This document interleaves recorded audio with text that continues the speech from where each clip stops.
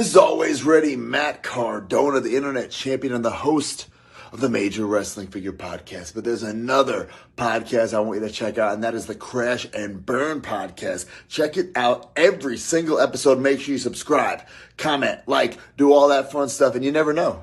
Maybe one day you'll see the Crash and Burn Podcast take on the Major Wrestling Figure Podcast in the middle of the ring. And you know who's going to win? Me. Because you guys, you're not always ready. Crash and Burn!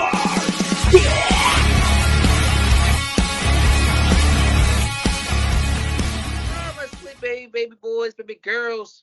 No, what? I'm kidding. Pause. But hello, my fellow non-binary, trans, fluid, man and female people of the world. We are doing Crash and Burn once again, and today we're gonna do NXT Takeover Chicago 1. Uno. Yeah, NXT Takeover Chicago Uno. And again, as per usual, again, the carriers of the show. I'm, of course, here with my podcast husband who's been with me on my shit for, like, I don't even know how long. Like, 4 years, Jason. Yeah, I guess I'm here. Hi. Yay. You're high. Yeah, you're high. Yes, totally. Anyways, hello. We're doing NXT Takeover Chicago Uno, not dos. Uno. Maybe we'll Takeover Chicago 2 next week. Oh, stay tuned for the end of the episode regarding that. So don't leave the video. You are not allowed to leave the video. Keep watching. Or else you're gonna get it. When the heel turn. My hair though. Anyways, in all seriousness, let's get through this episode and have fun. Yes. Reviewing the show. Yes, fun.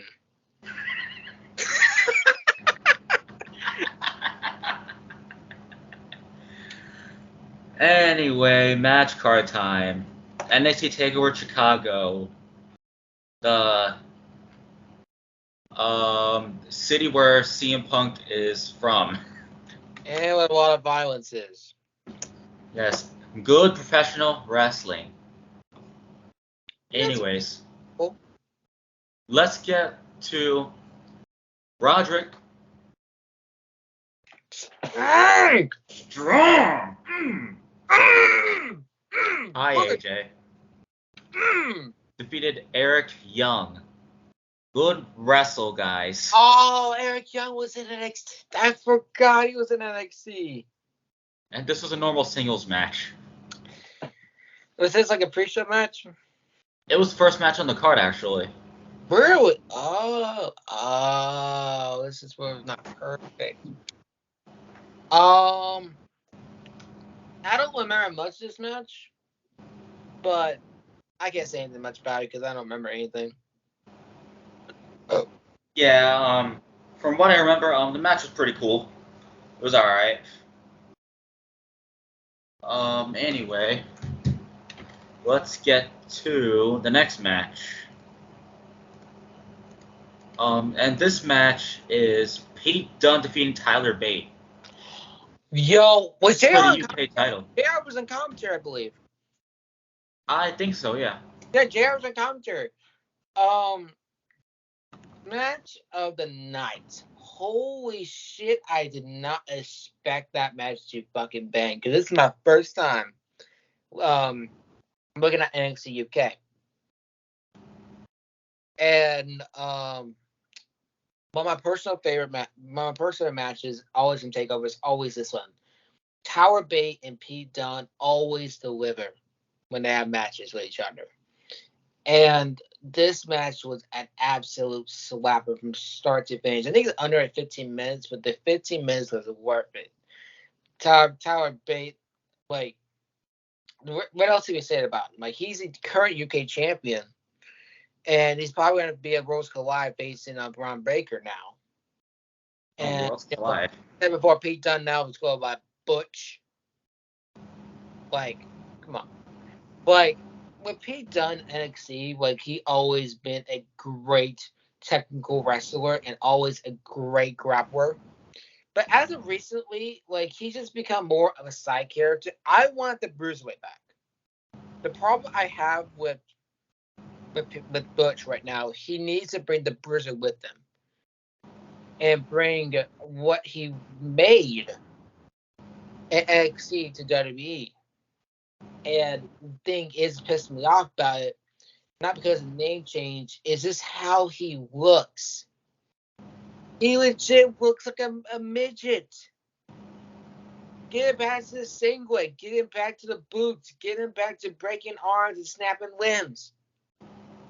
But overall, this is my favorite match tonight, and these two absolutely put on a slapper of a match.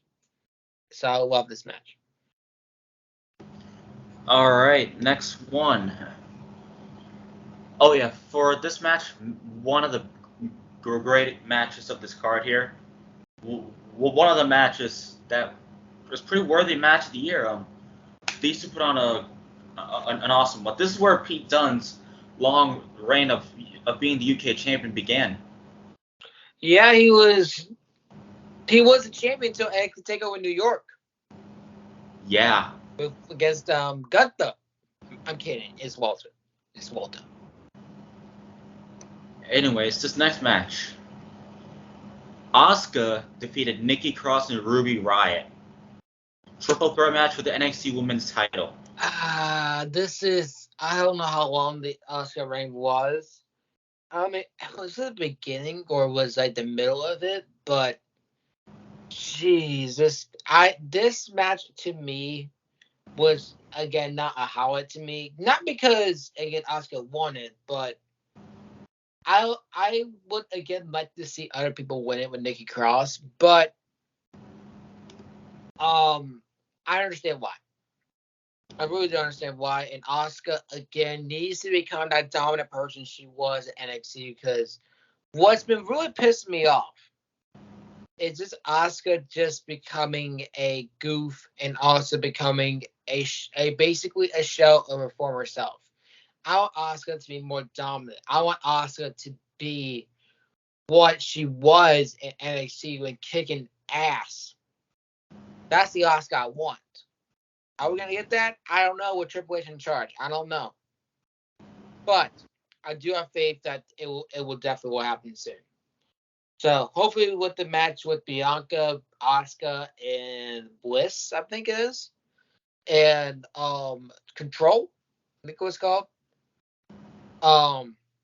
Hopefully something that happens. We're not talking about that right now. But I didn't like Asuka's reign as NXT champion. It was great and memorable. She had great matches, but it was just far too fetched. And when she relinquished the title, it just didn't mean nothing that she lost.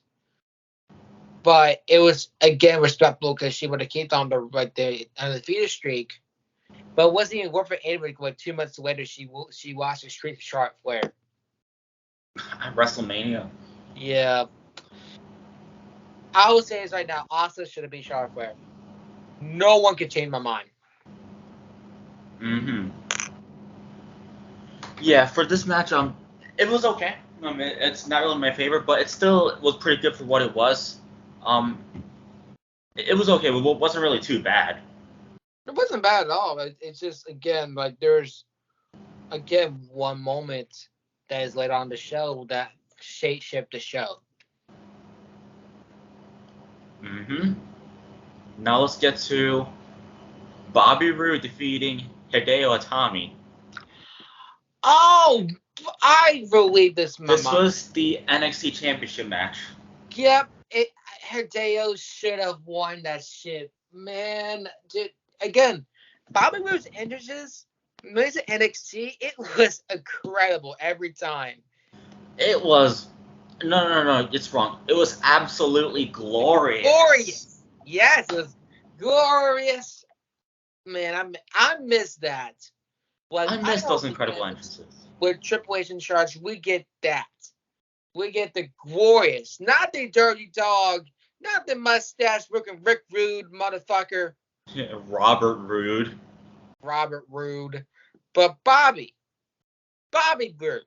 Come on, the glorious man, the glorious ass of a man. Wait, pause. That didn't sound right. Pause. But overall, this match again was great. But I personally think the wrong winner did win. Because Bobby Roode around that time had the title for a long time. And wait, no, it wasn't real. Yeah, it was a long time. That was when the debut of Drew McIntyre, I think, was in the show. I'm not mistaken. I think so. And Drew did beat from Bobby Roode. God, it was not War Games. Was it? I don't think it was War Games, but I have to look it up again. But I feel like Hideo should have won it, without my question, because Hideo came up to the roster again as a star from New Japan as Kenta. And again, they just wasted him, and again with the what they did in 205 Live and just shit like that, like it messed his career up. But yeah, again, he got fucked up. The Bullet Club, that it changed his career, and he had great matches since then. Like he has become a great wrestler since. Hell, he had a great match a couple years ago from John Moxley. And so, what I'm saying for that, I definitely do think Hideo should have won it, but hey, they shared it for Drew, which is again well deserved for Drew because Drew definitely did change, and hopefully Drew does beat Roman. By the way, Yeah. For this match again, Bobby Roode always has incredible entrances at every takeover. And I missed that. Hopefully, with Triple H in charge, that can come back. You know, my expectations were high for his entrances at WrestleMania, but there wasn't anything special. oh right, that was WrestleMania 34. I think that was his first Mania, his first WrestleMania. They should have done something special, but they did nothing, and they went Jinder Mahal. Win it, Jinder Mahal. The modern day Maharaja. Where is he at now then? Is he dead? Is he Canadian? No, technically he's from Canada. Actually from Canada, actually. Technically. This match, incredible. Alright. Main event. Oh, okay. Here we go. Authors of Pain, Akam and Razor, they have Paul Ellering at that time. Yes, they did.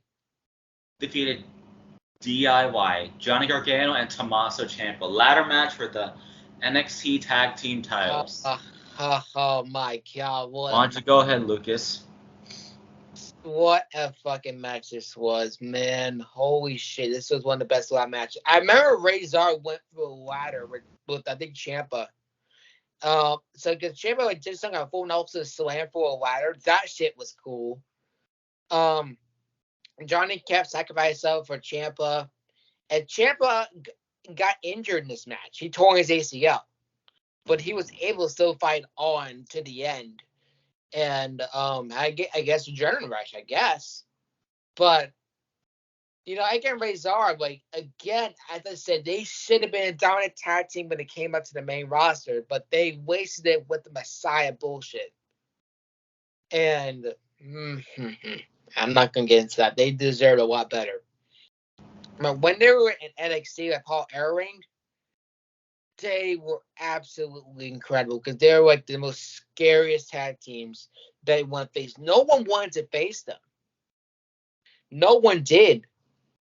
And everyone was like scared. Again, DIY, again, they had great matches again. I think the Revival and Offers of Pain were another match, and I think that's how they won it.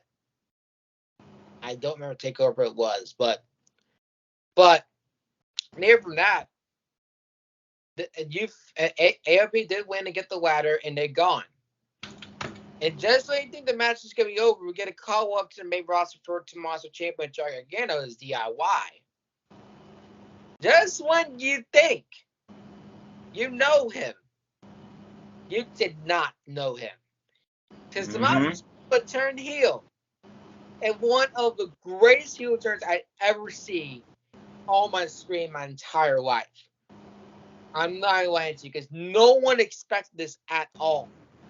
No one even expected it from the crowd. Because again, you saw it again like the ending credits. But they punk baked us, and Ciampa legit put Johnny Gargano on the shelf for a little bit.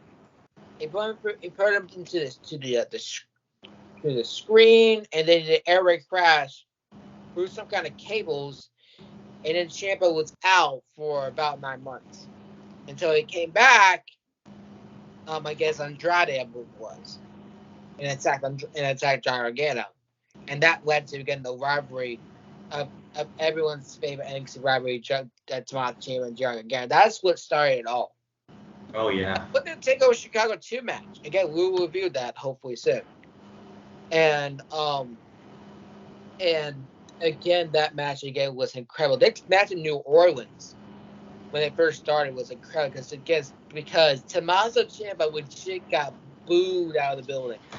Oh yeah. Ciampa was so hated after he got the heel. That was making it so much special because no one expected it, and this was a great way to end off the show. Just to like everyone be like, "What the fuck just happened?" That's why it's so great because no one expected it, and it was legit a what the fuck moment. That's what I love about this. Yeah, this match, it was incredible to close out the show, and that heel turn is what started the greatest rivalry in NXT, without a doubt. Since then, they had some matches that literally blew our mind. Mm-hmm. Like for the match at Takeover Chicago 2, their match at New Orleans, and so on. There's another match. It was the last man standing match. I forgot which one it was. I think it was a Brooklyn. I think it was a Brooklyn too. Yeah, but we'll get to that in a future episode. But yeah, awesome match to close out the show, and the heel turn is a special one. Oh, it was very special. So anyways, 10 out of 10, this entire show. How about you? I'm actually going to give it an 8 out of 10. Here's the reason why I give it an 8 out of 10. The reason why I gave the last one a 10 is because from start to finish, there were like none like bad matches and good match quality. But with this one, there were again some lackluster quality of matches that will make it a 10 out of 10. I mean, you had the great match of Pete Dunne and Tower Bate, but that was the only thing that happened that was like an incredible match because the other ones again were kind of like average. And except for again the ladder match too. But despite that, it was still a good takeover, but definitely not perfect from start to finish. Yeah. So anyways, let's shut the door on this video. Close it. Close your legs. Okay. Fuck! Anyway, thanks for watching this episode of the Crash and Burn Wrestling Podcast. We reviewed NXT Takeover Chicago 1. Not 2, number 1. What a 1. Yeah, high 1. We're the ones. So yeah, we hope y'all enjoyed. And for the next episode, actually, you mentioned Takeover Chicago 2. Well, guess what? That is the next episode. So we are going to review NXT Takeover Chicago 2. And we're going to end off NXT month with Takeover Philadelphia. And West Philadelphia, born and raised. I forgot the rest of my days. Anyway. So yeah, we have 2 more episodes for NXT month before we move on to the month of September. Which will start off. Well, yeah, start off with Clash of the Castle. And All Out AEW. And All Out too. So again, keep that in mind, y'all. Again, All Out. Yes, we'll give you all a reminder on the story. Again, yep, we'll give you a reminder. Check your mind. So yeah, thank you all for watching, and we'll see you for Takeover Chicago 2. Lucas, go ahead. Yes, again, thank you guys for watching this episode again of Crash and Burn, where we did Takeover Chicago 1. As Jason said, we're going to do part 2 of Chicago. And after that, we're going to do West Philadelphia, born and raised in NXT Takeover Philadelphia. The city of brotherly love. The city of love and gay. Yes. Hi, person from Philadelphia. Hey, person from Philadelphia. Hopefully there's some gay people over there. But yeah, again, follow my Instagram, Lucas@Tennessee336. Also follow my TikTok at Lucas_Rainmaker. For Moshcast, we're gonna do I Prevail's new album after this recording. And I guess in acknowledgement, we know what the fuck we're doing because we just win the B. Again, Moshcast, again, we got everything scheduled. So again, I don't know necessarily the schedule, but Cindy and Jason know. And that's all I'm gonna say for that. Again, keep up being my socials, keep up all of them on socials. And let me just say this right now. Again, college is crazy. Coolidge. Hey, college. But yeah, again, keep following me there. And TikTok, I don't know what to do yet. I will post that fucking Eddie Munson sound, but I got to find a way how to do the shit. So keep that in mind. And we will see you for Chicago 2. Dos. Crash and burn!